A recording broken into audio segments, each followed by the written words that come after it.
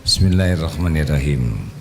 Assalamualaikum warahmatullahi wabarakatuh.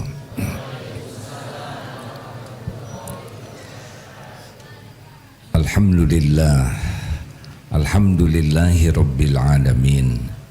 Segala puja dan puji hanya milik Allah yang maha menyaksikan, maha mendengar, maha mengetahui setiap pikiran, isi hati, menyaksikan apapun yang kita lakukan, tidak ada yang tersembunyi. Allah tahu keinginan kita, Allah tahu keperluan kita, Allah maha tahu apa yang terbaik bagi kita. Segala puji bagi Allah yang menciptakan kita, mengurus diri kita setiap saat. Tidak ada sekejap pun kita lepas dari karunia Allah.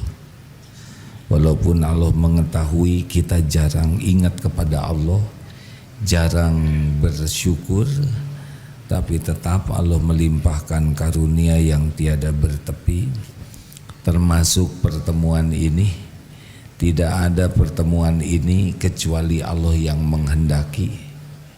Semoga takdir ini benar-benar menguatkan iman, karena bahagia mulia itu tergantung tingkat keyakinan. Dan semoga pertemuan ini menjadi amal soleh dan menambah amal soleh, karena tidak ada yang kita bisa bekal selain amal kebaikan. Allahumma sholli ala Sayyidina Muhammad wa ala alihi wa ashabihi ajma'in. Untuk memuliakan tamu di absen dulu. Majelis Taklim Nurul Jannah tidak ada, ya biasa saja. Nurul Jannah dari Bekasi, terima kasih. Yayasan Kader Umat Islamic Boarding School Hajar Abjad Al-Hauro Majalengka. Alhamdulillah. Forum Komunikasi Dakwah Antar Masjid Rusyadul Ummah Bekasi.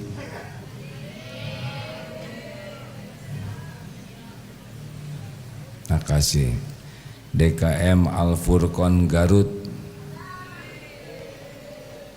Oh ngacung lagi, ya sudahlah terserah. Ibu dua kali ngacung lupa ya, biarin. Saung Quran Garut. Alhamdulillah. Sebetulnya nggak usah gitu-gitu amat ya, tapi ya sudahlah. Sedang libur ya, alhamdulillah.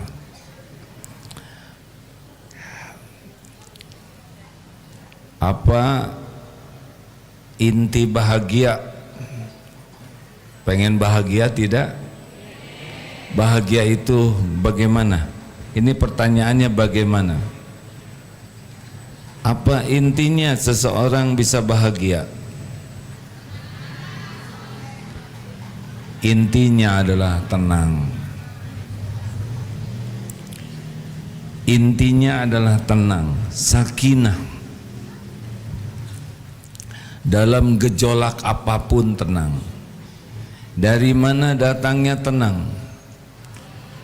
Huwallazi anzala sakinah fi qulubil mu'minin. Dialah Allah yang menurunkan sakinah di hati orang yang beriman. Jadi kita tidak akan ketemu dengan tenang kecuali satu-satunya pintunya, ala bidzikrillah tatma'innul qulub. Camkan, hanya dengan mengingat Allah hatimu akan tentram. Berarti kalau kurang tenang artinya kurang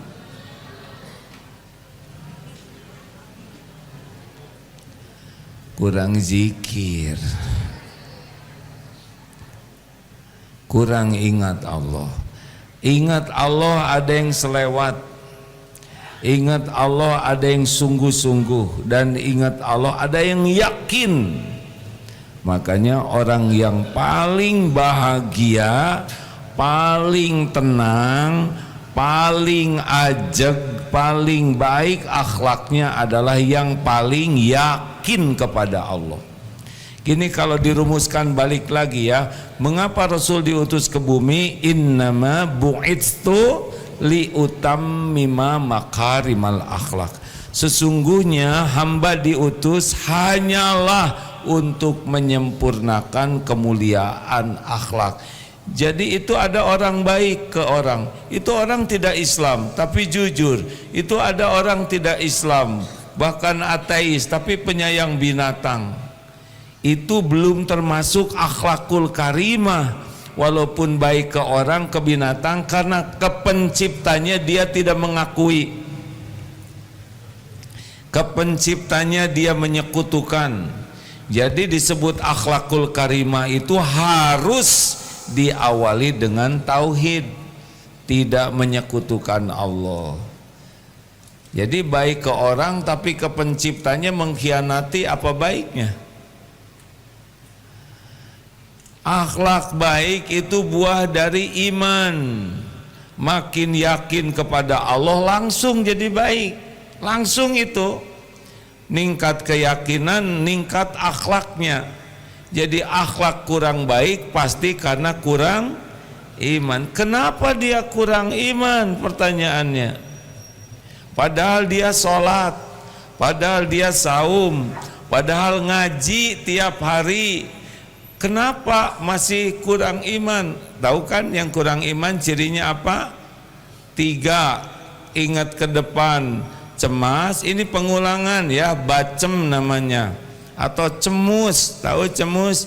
Cemas terus menerus. Jadi kalau ada itu namanya bu cemus, nah ini ibu cemas terus menerus. GTA, galau tiada akhir. Ingat yang lalu, terbelenggu, tidak bisa move on, sedih, kecewa, sakit hati, dendam, gak bisa lepas dari yang lalu. Dan yang sekarang kalah oleh nafsu.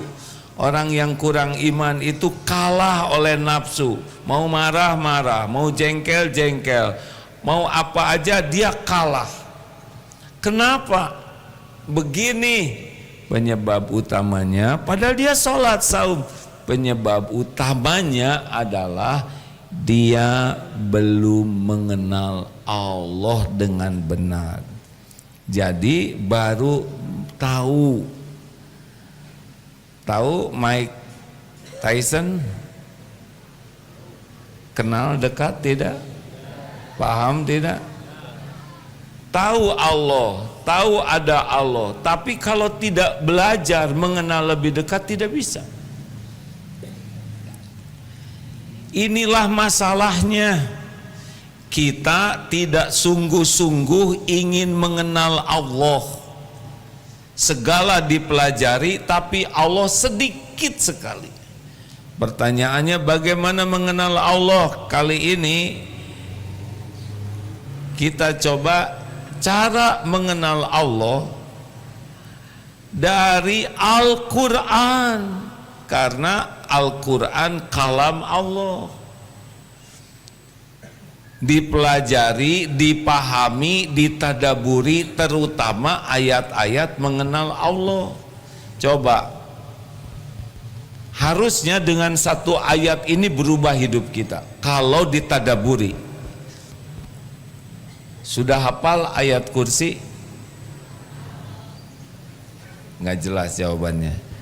Sudah hafal ayat kursi?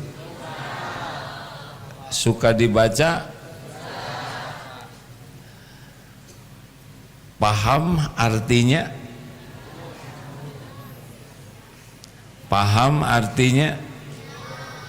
Belum. Jangan nyebut tidak. Belum. Kalau tidak ngunci, tidak akan paham. Kalau belum akan. Kalau baca ayat kursi saja, kan sunnahnya setiap ba'da sholat fardu dibaca. Itu tidak siapa yang membaca ayat kursi itu tidak ada yang menghalangi dia jadi ahli surga selain kematian. Hadis Imam Tirmidzi sahih ini. Jadi orang yang baca ayat kursi itu dijamin masuk surga. Yang menghalanginya tuh karena belum mati saja. Kalau kita meninggal surga. Kenapa baca ayat kursi saja bisa masuk surga? Bukan hanya bacanya, tapi benar-benar menjadikan ketauhidan kita mantap. Kita coba ya. Sekarang kita baca ayat kursi.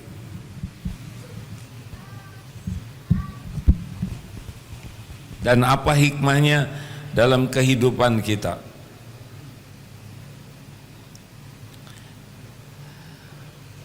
Karena ayat kursi adalah ayat yang paling mulia, dan kalau kita membacanya dengan benar, dengan yakin, itu pasti berubah hidup kita. A'udzubillahi minasyaitonirrajim.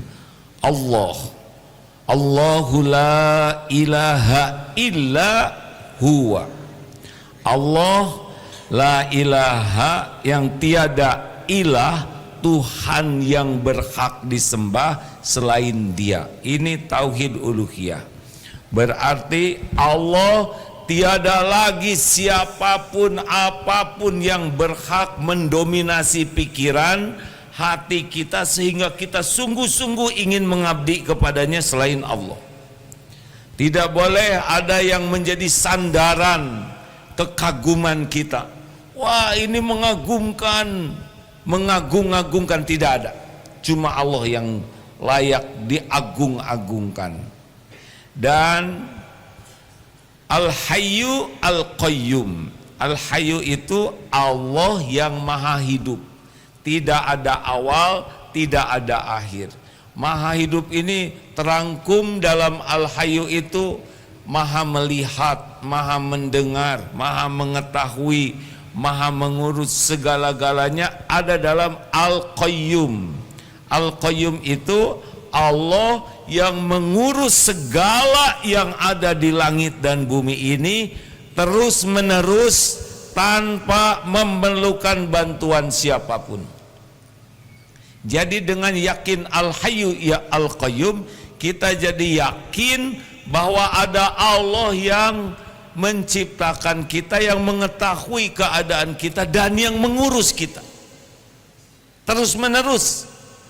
Tidak ada sekejap pun kita lepas dari pengurusan Allah. Mata dikedipkan, nafas, jantung didetakkan, sel-sel digenti. Kita tidak tahu apa-apa tentang diri ini. Termasuk istri, suami, anak, teman, semuanya. Tidak ada satupun yang ada di alam semesta ini kecuali Allah yang mengurusnya. Allah yang menghidupkan, yang mematikan, mengadakan, meniadakan, mengangkat, menurunkan, semua tidak ada yang bisa terjadi illa biiznillah, kecuali dengan izin Allah. Jadi kita tenang nih, ada yang ngurus, kan senang diurus, betul tidak? Dan yang ngurusnya yang maha baik, yang ngurusnya yang maha tahu segala-galanya, yang ngurusnya yang maha kuasa atas segala-galanya. Jadi tidak bisa tuh datang satu nikmat apapun kecuali Allah yang menentukan. Dan tidak bisa kita ketimpa musibah apapun kecuali dengan izin Allah. Ini tubuh kita boro-boro ngurus, tahu juga tidak tubuh ini. Ibu-ibu dulu pernah TK kecil atau segede ini? Kalau langsung sebesar ini takut teman-teman yang lainnya. Dulu SMA, kenapa sekarang jadi begini? Tolong dijawab kenapa? Kelihatan agak menua ya? Sudah memeot belum? Kenapa? Karena tubuh ini bukan milik kita. Kalau milik kita pasti maunya muda terus. Tidak bisa. Ini milik Allah. Sama yang lain juga, semuanya. Semuanya, nyamuk, semut, gajah, kuman, semuanya ciptaan Allah, semuanya milik Allah, semuanya diurus oleh Allah. Jadi kalau kita lihat tayangan ada singa makan kambing misalkannya, ya memang sudah rezeki singa. Kita tidak bisa menyebut kasihan, ya memang begitulah Allah ngasih makan makhluk-makhluknya. Sama, berapa banyak kambing yang dimakan saudara, ya kan?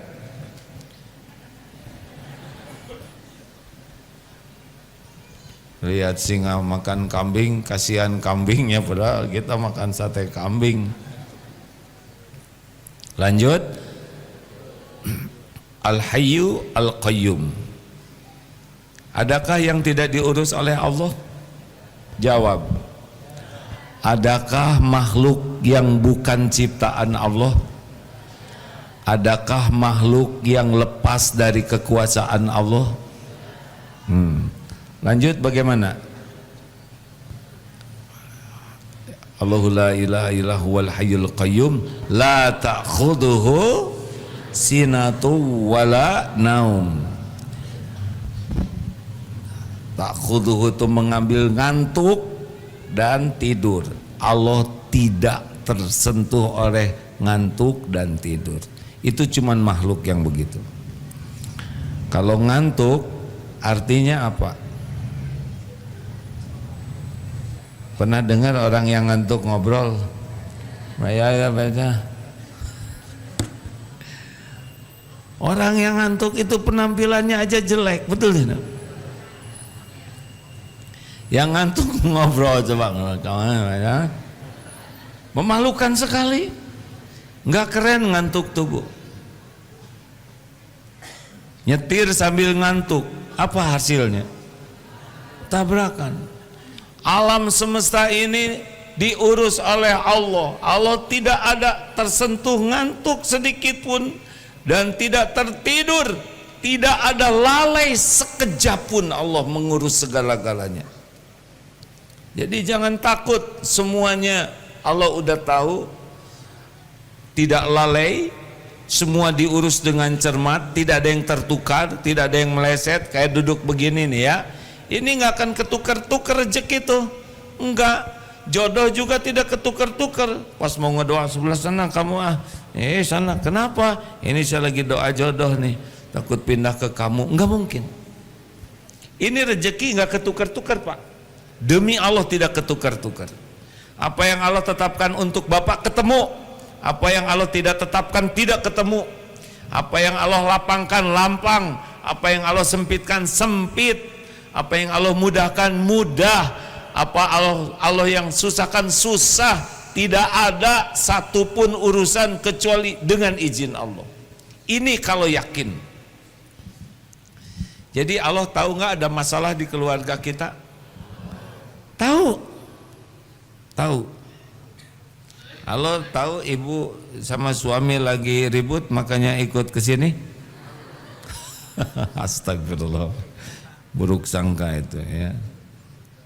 Daripada pusing di rumah mending pengajian ke Darut Tauhid katanya. Padahal penceramahnya juga banyak masalah.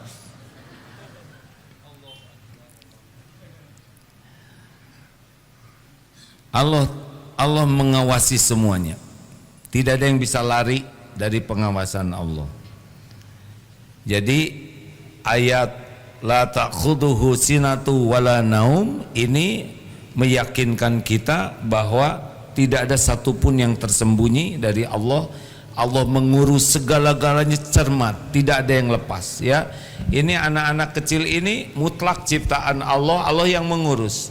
Orang tua ya diberi ilmu sedikit saja, tapi selebihnya Allah yang mengurus. La ta'khudhuhu sinatu wala naum.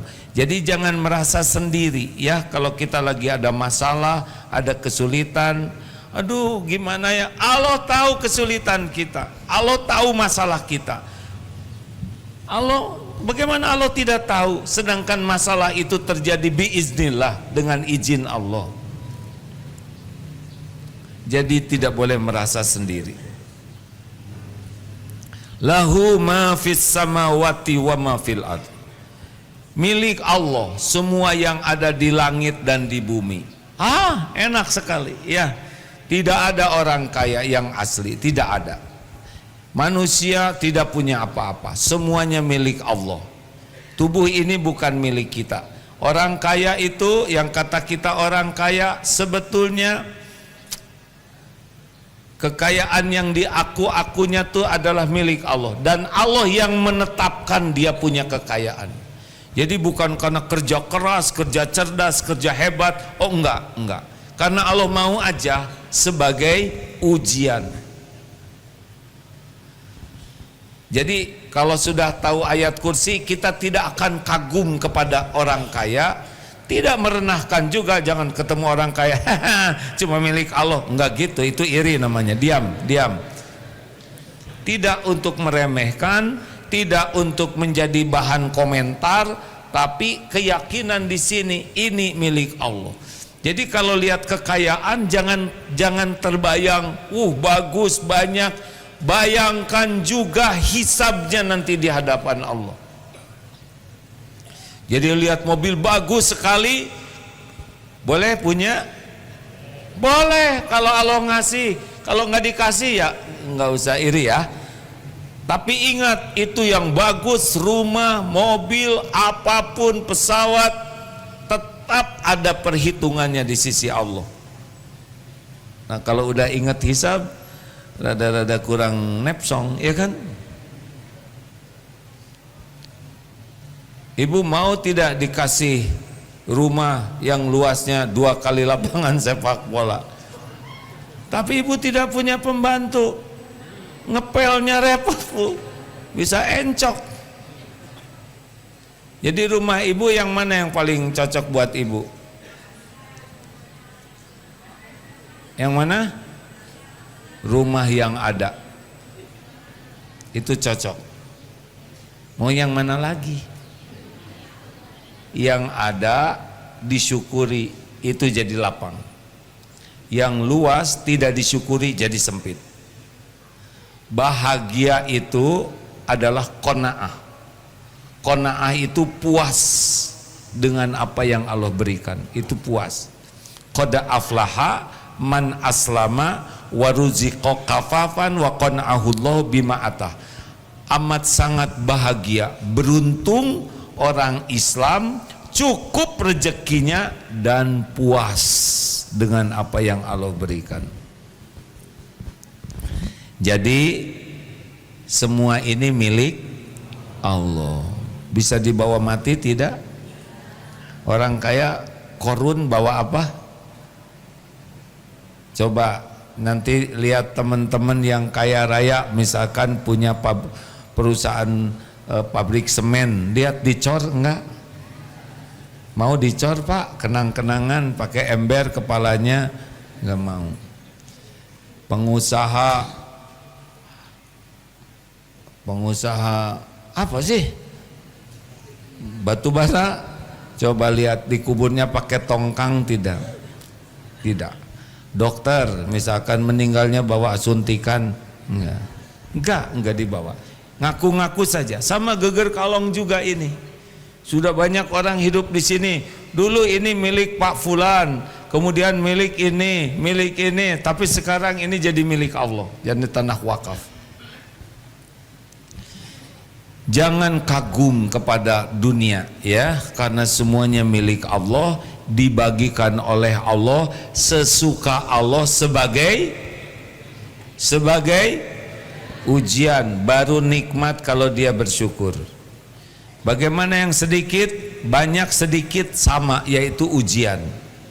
Banyak syukur, sukses, sedikit sabar, sukses. Jadi jangan minta-minta kepada selain Allah, karena semuanya milik Allah. Berharap ke makhluk, minta-minta ke makhluk, selain bikin hati gelisah, bikin sakit hati kalau enggak ada rezekinya. Kalau kita dapat rezekinya, jadi turun kita derajatnya. Jadi kalau kita biasa begini ke manusia, dengar tolong ya, minta-minta itu akan turun derajatnya. Gimana? Saya lagi perlu mulut bicara, hati ke Allah. Allah tidak akan menurunkan derajat. Yang bahaya itu mulut minta, hati berharap dari makhluk turun derajatnya. Kalau mulut pinjam, mulut minta, hati yakin ke Allah, Allah akan menjaga kehormatannya. Jelas? Ibu, Bu, jangan minta-minta melulu sama suami.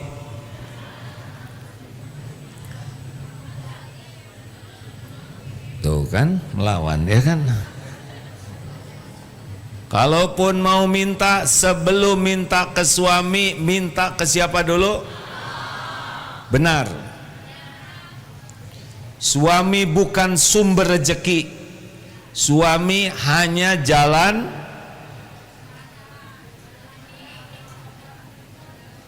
Gini ya Bu, kalau belum yakin gak usah maksain ngejawab. Suami itu hanya jalan sebagian rizki, bukan seluruhnya. Tidak lewat suami, terserah Allah mau lewat siapa saja. Minta ke suami sesudah minta ke Allah. Ya Allah, saya mohon rezeki darimu, semoga suami saya jadi jalan rezekimu. Pak, ada rezeki? Aduh Bu, lagi nggak ada. Tenang Pak, Allah maha mendengar obrolan ini. Allah tahu Bapak menyembunyikan di mana. Enggak usah ngomong gitu. Kan ada beberapa suami yang pusing karena istrinya pandai mencari uang, disembunyikan di mana aja ketemu katanya. Mau punya suami pandai, mau punya istri pandai mencari uang?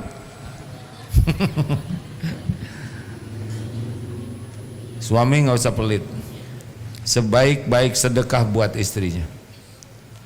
Berkurang tidak rezeki dengan sedekah? Mana qasat sodaqatun min mal, tidak akan berkurang rezeki dengan sedekah. Jebet-jebet saja, kasih saja kalau ada ya.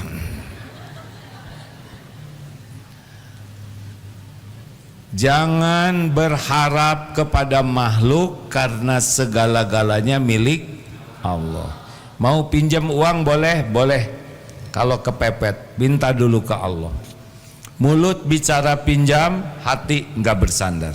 Ya Allah, sekiranya hambamu ini jadi jalan rezeki saya, semoga jadi amal bagi beliau, mampukan saya mengembalikannya. Saya mau pinjam uang untuk sekolah anak misalkan, waduh saya nggak ada nih uangnya, nggak ada kecewa, nggak ada luka. Ya Allah, semoga jadi amal soleh, berangkat, nggak ada masalah. Kalau berharap ke makhluk, dasar pelit, dia kemarin jajan semua, nggak boleh. Enak hadirin, ini ayat kursi. Orang yang baca ayat kursi nggak silau kepada dunia, nggak akan bersandar ke makhluk karena semua milik Allah. Lahu ma fis samawati wa ma fil ard. Kalau milik Allah, kalau diambil gimana? Boleh nggak? Ingat tukang parkir, banyak mobil tidak sombong, ganti-ganti mobil tidak ujub, diambil sampai habis tidak sakit hati. Kenapa? Karena hanya titipan. Orang yang yakin semua titipan Allah adanya biasa aja. Dilapangkan, disempitkan sama saja. Dilapangkan syukur, disempitkan sabar. Diambil oleh Allah memang milik yang punya. Ban meletus apa artinya? Kempes. Iya memang. Artinya apa ban meletus? Ada rezeki tukang tambal ban. Kenapa Bapak rambutan? Maksudnya rambutnya manjangin. Karena rezeki tukang cukur. Coba kalau rezeki kalau tidak ada yang manjangin, tukang nyukur, nyukurin siapa? Sekali cukur seumur hidup selesai. Allah sengaja melakukan. Kenapa kita tertusuk duri? Rezeki dokter. Gitu. Ringan saja. Jangan berat untuk bayar. Karena kalau sudah waktunya pindah, ya pindah saja, enggak ada masalah. Ya. Kan rezeki pindah-pindah, betul tidak? Nih contoh ya, gajian. Guru gajian atau siapa bapak-bapak? Gajian. Berapa lama gembiranya? Sehari. Sekarang mah pakai transfer ya. Dulu mah pakai gepok, pakai amplop. Alhamdulillah. Sampai ke rumah, Bu, gajian. Berapa lama? Gak lama. Listrik, kontrakan, bayaran, dah gitu. Bapak kerja 30 hari cuman bawa dari kantor sampai rumah, kasihin aja. 30 hari kerja tuh memang disembunyikan dikit ya, untuk keamanan negeri, untuk keperluan supaya nggak. Istri berapa lama pegangnya? Habis saja. Ini buat bayaran, bawa ke sekolah. Dulu ini saya ngebayangin yang zaman dulu, sekarang transfer ya. Dulu bawa ke sekolah, setor, habis saja. Di sekolah setorkan lagi ke bank, muter gitu, ya kan? Benar? Cuman begitu. Kecuali niatnya ikhlas, caranya benar, jadi pahala. Jadi jangan berat muter-muter rezeki itu ya. Kadang dikasih, kadang harus dijual, kadang dioperasi. Kemarin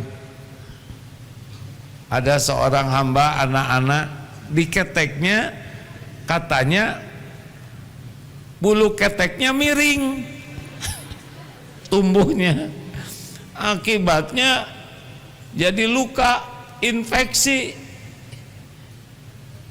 susah ngobatinnya, dioperasi bulu ketek 29 juta,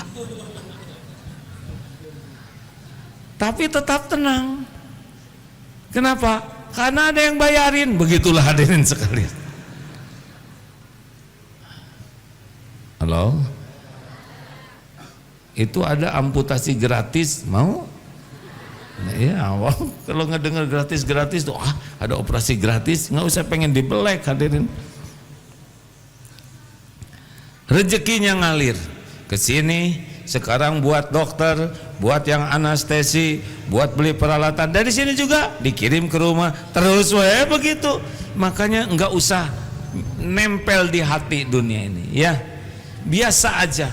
Punya rumah harus dijual, udah nggak ada masalah, jual saja. Jangan lengket dunia ini. Itu kuncinya. Jangan mengagung-agungkan dan jangan lengket. Kalau harus keluar, keluar aja.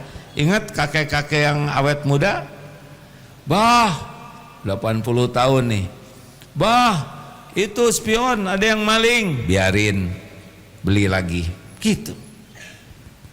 Ini listrik mahal, cabut. Dicabut gelap dong, bayar, beres. Harus pilih salah satu, betul tidak? Masa listrik mau nyala nggak mau bayar? Jangan berat. Lahu ma fis samawati wa ma fil ard, man dzalladzi yashfa'u 'indahu illa bi'idznih. Dan dan siapa yang dapat memberi syafaat di sisinya illa bi'idznih, kecuali dengan izin Allah. Enggak ada yang bisa nolong kita. Bergabung jin dan manusia, janji mau nolong, Allah tidak kehendaki, tidak bisa. Semua pertolongan hanya dari Allah. Kalau Allah mau nolong, Allah gerakkan hambanya. Kita sakit, Allah mau menyembuhkan kita lewat dokter, ketemu kita dengan dokternya. Kita sakit, Allah mau menyembuhkan kita lewat obat, kita ketemu dengan obatnya. Nanti diatur oleh Allah. Kita nggak punya uang, nanti ditemukan dengan dokter yang tidak mau dibayar. Kita nggak bisa beli obat, nanti ada obat-obat sisa, nggak mungkin lah ya. Atau obat yang nanti ada obat yang sama, ini saya ada obatnya, pakai aja, diatur oleh Allah. Allah tahu kita nggak punya uang. Makanya jangan risau, sepanjang kita yakin ke Allah, wa may yatawakkal 'alallah fahuwa hasbuh. Nanti Allah ada jalan. Kita punya masalah apa gak terpecahkan, kita minta tolong ke Allah. Hamba Allah, segala jenis hamba Allah ini punya kemampuan beragam. Nanti dipertemukan dengan siapa yang Allah tetapkan jadi jalan pertolongannya. Allah yang atur. Jelas hadirin? Apakah ada yang kebetulan? Apakah ada yang kebetulan? Tidak ada, tidak ada. Seperti pertemuan ini bukan kebetulan. Ini sudah mesti diatur Allah dengan izin Allah. Bapak Ibu kesini selamat, Allah yang atur, Bu. Kalau Allah mau, berapa banyak bis yang jungkir? Astagfirullah, astagfirullah. Jangan sekarang, nanti doanya ya. Kita tidak tahu ini pulang sampai ke rumah atau tidak. Kalau dilindungi Allah, selamat. Makanya terus meneruslah berlindung kepada Allah, karena yang bisa menyelamatkan hanya Allah. Maaf ya, punya suami jago bela diri, otot kawat, balung besi, leher kabel, wajah asbes. Istri digigit nyamuk, bisa ngejagain? Nggak bisa. Gak bisa. Diare, istri diare, coba gimana? Gak bisa ditakut-takutin tuh bakteri ya. Gak bisa. Gak bisa. Makanya jangan sampai kita luput dari berlindung, berharap pertolongan Allah dalam hal apapun. Bisa kejadian setiap saat. Serius. Apakah ada orang yang sakit gara-gara makan? Jawab.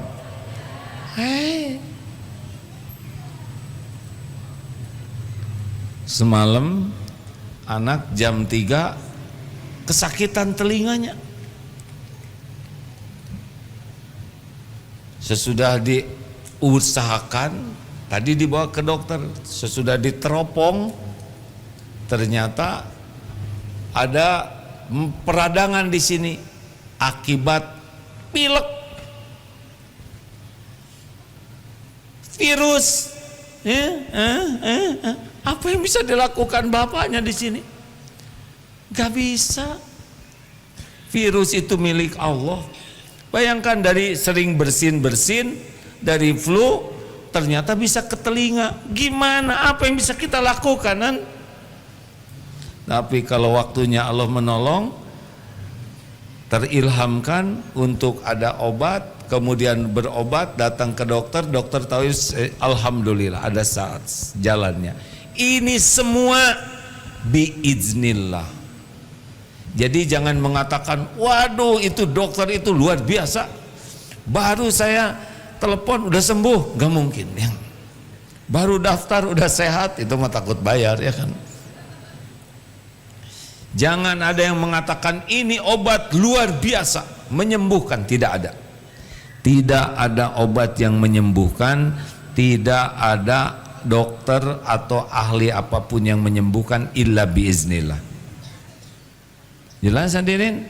Ini ayat kursi nih, membuat kita tidak bersandar ke siapapun, minta tolongnya cuman kepada Allah.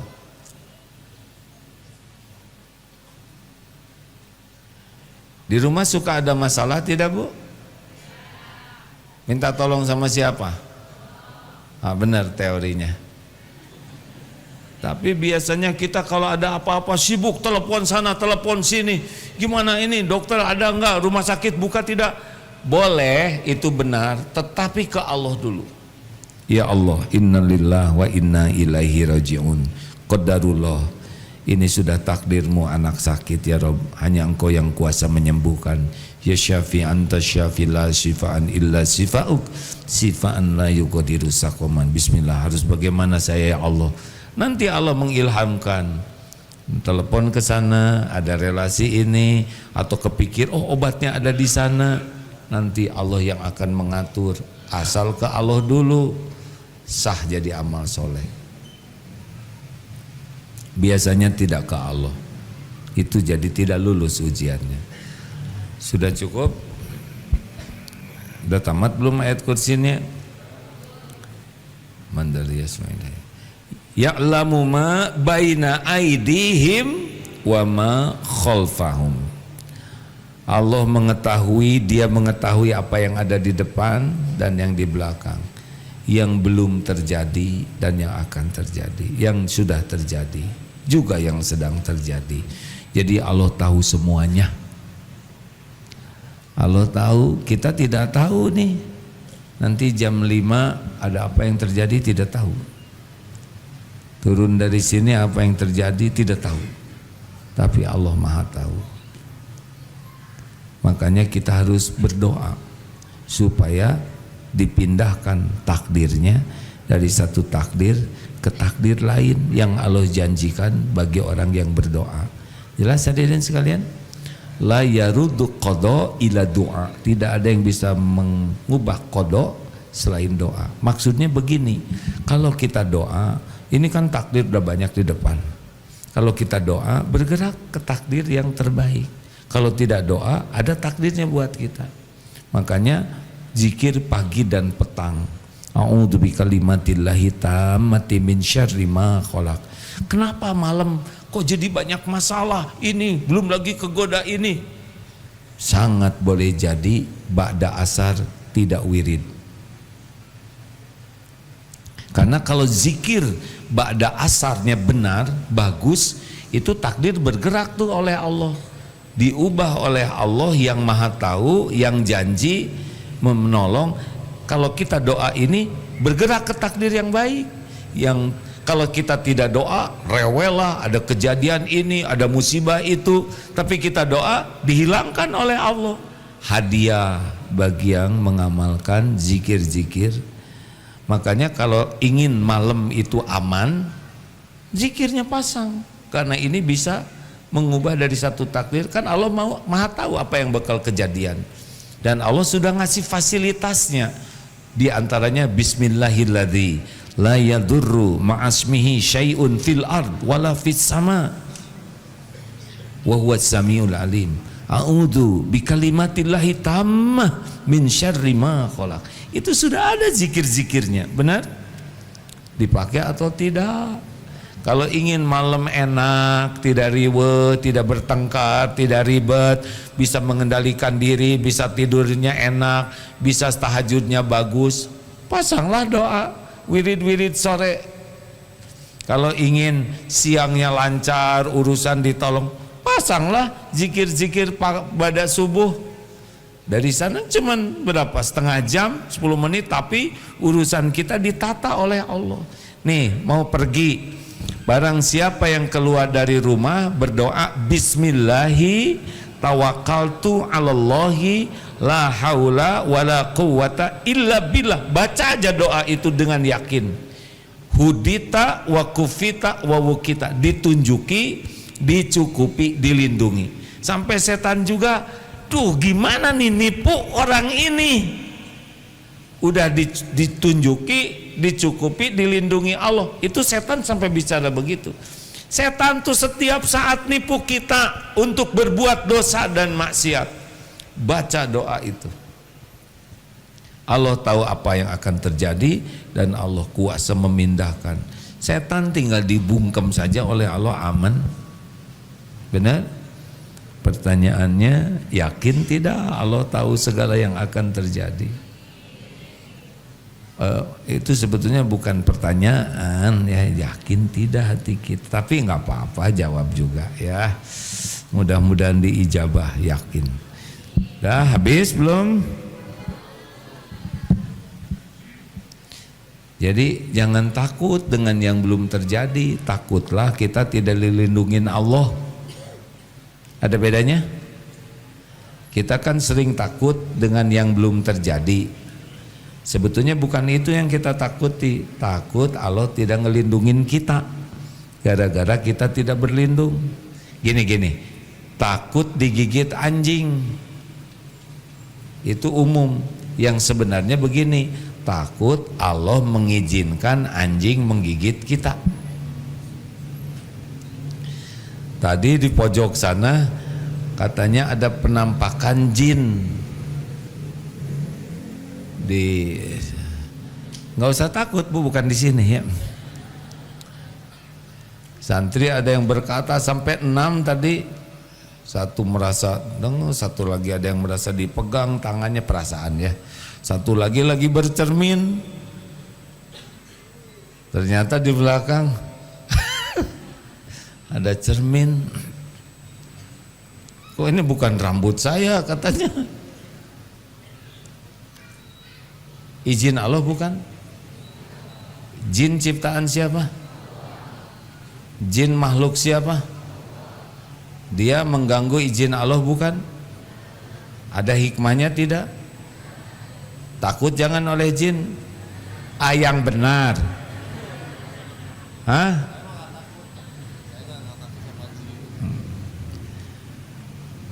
Tadi didatengin, ternyata ada tuh di jemuran tuh anduk dan sebagainya dijemur di sana. Jinnya nggak ada ya. Ini tegang. Baca aja ayat kursi di sana. Kalau kurang baca Al-Baqarah terus saja. Allah kok yang menakdirkan kejadian itu, pasti ada hikmahnya.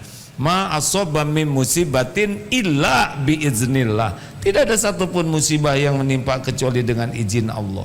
Wa may yu'min billah yahdi qalbah. Jikalau beriman kepada Allah, Allah ngasih petunjuk. Tadinya sesudah dengar begitu saya pergi saja, tapi santri itu langsung, boleh enggak katanya dilihat kamarnya.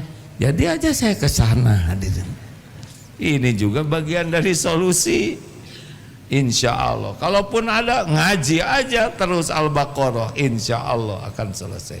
Pokoknya jadi kebaikan lah, ya. Kalau kita gunakan keyakinan Allah yang menguasai, yang sudah terjadi dan yang belum terjadi, semuanya ada dalam kekuasaan Allah. Tidak akan terjadi tanpa izin Allah. Habis? Oh nih. Wala yuhituna bi syai'im min ilmihi illa bima syaa, dan mereka tidak meliputi sedikit pun dari ilmu Allah illa kecuali apa yang Allah kehendaki. Makanya nggak usah petantang-petenteng lah, kita nggak tahu apa-apa kecuali dikit ilmu. Ahli ini, ahli itu, sebetulnya makin ahli itu harusnya makin tahu bahwa dirinya makin banyak tidak tahu, benar? Coba ahli dokter, udah dokter, ahli bedah, ternyata bedah ada lagi, ada bedah syaraf. Makin kecil berarti makin fokus, lebih banyak yang belum diketahuinya, benar? Makanya makin banyak belajar, aslinya kita harus makin rendah hati, karena kita makin tahu bahwa kita tuh banyak sekali tidak tahu. Dan ilmu yang ada pada diri kita juga itu dari Allah. Gak usah sombong, dan mudah sekali ngambil ilmu yang ada. Dibikin lupa ini. Dibikin tidak ingat. Sekejap saja Allah bisa mengambil memori kita. Jangan jadi sombong, ya. Wala ya'uduhu hifdzuhuma wa huwal 'aliyyul 'azim, dan tidak berat. Wasi'a kursiyyuhus samawati wal ard wala ya'uduhu hifdzuhuma wa huwal 'aliyyul 'azim. Kursi Allah itu kerajaan langit dan bumi milik Allah ini luasnya dahsyat, dan bagi Allah sama sekali tidak susah mengurus alam semesta ini. Kalau boleh nanti lihat di medsos itu tentang alam semesta. Lihatlah bumi kita tuh segede apa. dibanding matahari kecil. Di galaksi Bima Sakti ini nggak ada apa-apanya, bumi ini nggak ada apa-apanya. Padahal di alam semesta begitu banyak Allah menciptakan segala-galanya. Allahu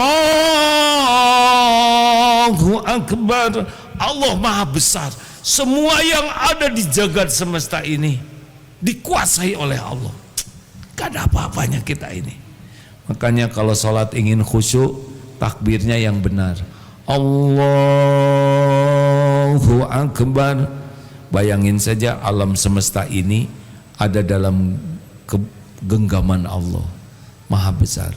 Kita nggak ada apa-apanya. Dunia harta nggak ada, bos nggak ada apa-apanya. Yang kita takuti nggak ada apa-apanya. Istri wil yang lagi Allahu Akbar. Kalau yakin dah. Kalaupun harus terjadi sesuatu, terbunuh dan sebagainya, ya emang udah ketetapan gitu, nggak apa-apa. Yang penting kita niatnya benar, amalnya benar, ya. Jadi nggak ada yang berat. Kalau ngurus alam semesta ini gampang, kira-kira ngurus persoalan kita bagi Allah gampang atau susah? Jawab. Semuanya mudah bagi Allah. Innama amruhu idza arada syai'an an yaqula lahu kun fayakun. Jadi masalah kita bukan persoalannya berat, tapi layakkah kita ditolong oleh Allah atau tidak. Jadi cuman itu masalah tuh. Adakah sesuatu yang hutang yang berat untuk dibayar? Tidak. Kalau Allah mau lunasi ya lunas saja. Wa iyuridka bi khairin fala radda li fadli. Dan jika Allah menghendaki kebaikan, tidak ada yang bisa menolak. Makanya masalah hidup kita tuh bukan masalah yang sedang kita hadapi. Masalah hidup kita ini, kita layak ditolong Allah atau tidak. Dan awalnya harus dari yakin ke Allahnya. Ana inda dzanni abdi bi. Aku sesuai dengan prasangka hambaku. Terima kasih. Tuh begitulah baca ayat kursi. Hikmahnya ya. Oh ya, terima kasih. Kalau kita rajin baca ayat kursi, ya hikmahnya kita akan makin bulat ke Allahnya. Yang kedua akan rasa aman karena Allah tidak tidur. Allah tahu semua yang mengancam kita. Juga kita tawakal total. Udah cuman Allah yang punya segala-galanya, yang menguasai, menentukan. Kemudian kita juga jadi makin tawadu karena kita nggak punya apa-apa, kita bodoh, Allah yang punya segala-galanya. Kita juga merasa dengan adanya ayat kursi ini, semua yang mengancam kita juga makhluk Allah, mau jin, mau setan, mau orang, mau binatang, semuanya makhluk Allah, takluk kepada kekuasaan Allah. Kalau Allah lindungi, nggak bisa mereka berbuat zalim kepada kita. Ya, kapan membaca ayat kursi yang bagus? Sebelum tidur baca ayat kursi, karena kita tidak tahu apa yang akan terjadi. Itu setan akan menyingkir. Beneran hadirin. Tapi pas saya baca ayat kursi, suami saya malah jadi pergi ke kamar sebelah. Apakah dia setannya? Bukan begitu hadirin. Sesudah sholat fardu, ketika kita ketakutan, sedih, gelisah, baca ayat kursi. Kemudian ketika kita ujub, merasa wah ini saya nih sukses, baca ayat kursi. Lalu ditimpa berbagai musibah, baca ayat kursi. Maksudnya dibaca selain dapat pahala, menguatkan iman kita. Makanya pelajari artinya dan biasakan baca ayat kursi sambil memahami artinya. Enak nantinya. Kayak dicas terus. Alhamdulillah, terima kasih. Gimana kalau suami saya marah, baca ayat kursi jangan? Baca ayat kursi jangan? Bacalah supaya ibu tenang. Tapi pelan-pelan aja. Apa kamu baca ayat kursi? Memangnya saya setan ya? Suaminya enggak setan, tapi setan nipu suami. Jadi dibacakan ayat kursi, nanti setannya tidak nipu itu. Kalau mau lebih lengkap lagi baca Al-Baqarah, surat Al-Baqarah 286 ayat, 2 juz 4 lembar. Kalau dibacanya sudah biasa dan benar bisa 1 jam. Itu jin gak masuk ke rumah, gak masuk. Setan pergi, sihir gak mempan. Banyak testimoni yang sakit dengan izin Allah disembuhkan, yang hutang dilunasi, yang belum punya jodoh diberikan jodoh, yang belum punya anak oleh Allah dikasih anak, yang belum punya rumah dikasih juga rumah tuh. Ada yang baca itu istiqomah, malah seorang wanita yang suaminya meninggal bingung bagaimana membesarkan anaknya yang 3, tiba-tiba ada yang ngajarin jualan online dan laku. Cukup rezekinya Allah yang ngajarin semua, karena jadi tidak kemana-mana. Jaga anak bisa, ibadah kejaga, bisa jualan. Allah yang membuat laku itu ya, bukan pintar. Allah yang membuat laku. Ayat kunci berapa ayat? 200. Hah? Panjang benar. Ya udah, nggak usah baca, nggak usah, gitu aja. Ngemodal lah tuh. Masa nggak mau ngemodal? Orang garong aja ngemodal ya kan? Hah? Coba garong tuh mengendap-endap malam semalaman. Ini cuman sejam dari 24 jam. Pahalanya 1 huruf itu 1 kebaikan kali 10. Bismillahirrahmanirrahim itu 190 kebaikan sekali nyebut basmalah. Ini berapa huruf itu? Coba dicek berapa huruf. Nggak usah dihitung, tanya aja ke ini, ke Ustadz ChatGPT. Lanjut, ada pertanyaan tidak?